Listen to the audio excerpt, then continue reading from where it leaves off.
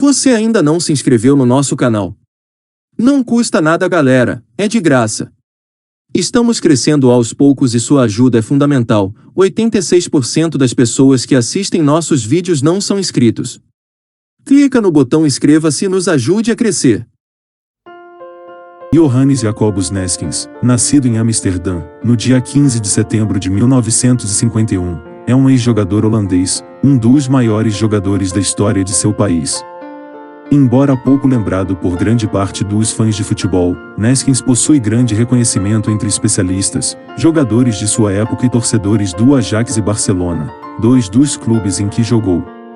Jogador de grande capacidade física, tanto para o desarme quanto para o passe, começou no pequeno RCH como lateral direito. Em 70, chegou ao Ajax, uma equipe em forte ascensão sob o comando de Rinus Michels, que passaria a escalá-lo como meia. Melhor clube da Europa, o Ajax jogava o que seria chamado de futebol total, em que os jogadores promoviam um verdadeiro rodízio em campo, não possuindo posições fixas. Neeskens, homem de grande dedicação ao time, era a peça-chave do sistema, com todas as jogadas ofensivas saindo de seus pés. Justamente por isso era ele, que era considerado pelo introdutor do sistema técnico Rinus Michels, como o pilar que sustentava o prédio. E assim desenvolveu com Cruyff uma grande parceria. O sucesso do futebol total levou Michels ao Barcelona após a conquista europeia de 71. Após uma esplêndida Copa em 74 sob o comando do mesmo treinador, Neeskens juntou-se a ele e a Cruyff no Barça, que já estava no clube desde a temporada anterior.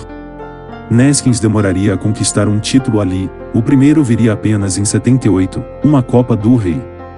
Com este troféu, os blaugranas credenciarão-se para disputar a Recopa Europeia seguinte, segundo torneio interclubes europeu em prestígio.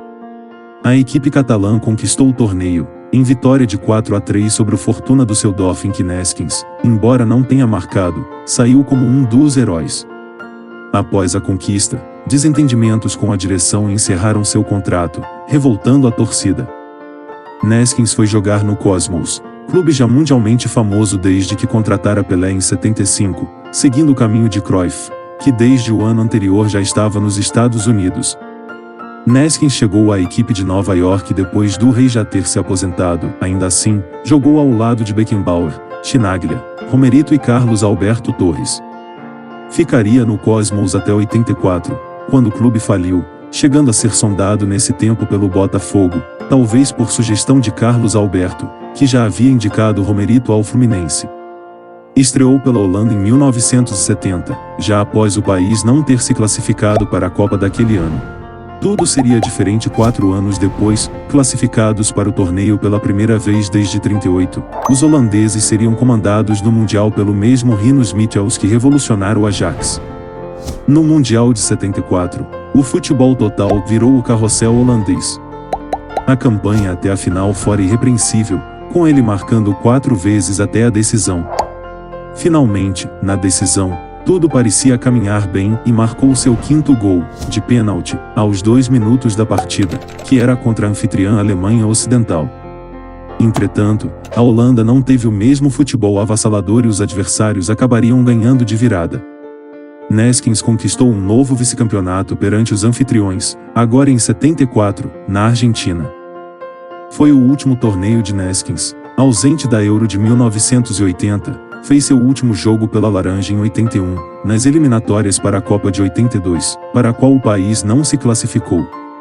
E para finalizar esse breve resumo sobre a carreira de um dos maiores jogadores da história do futebol holandês, seguem algumas de suas conquistas mais importantes. Pelo Ajax. Eredivisie em 72 e 73. Liga dos Campeões da UEFA em 71, 72 e 73. Supercopa da UEFA em 72 e 73. Copa Intercontinental em 1972. Pelo Barcelona. Copa do Rei em 1978.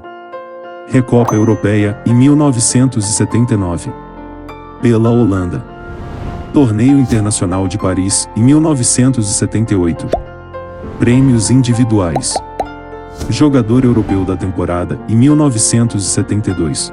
Chuteira de prata da Copa do Mundo em 1974. Equipe das estrelas da Copa do Mundo em 1974. Melhor jogador estrangeiro da La Liga em 1976. Bola de Ouro Dream Team e melhor meio-campistas defensivo da história, terceiro esquadrão.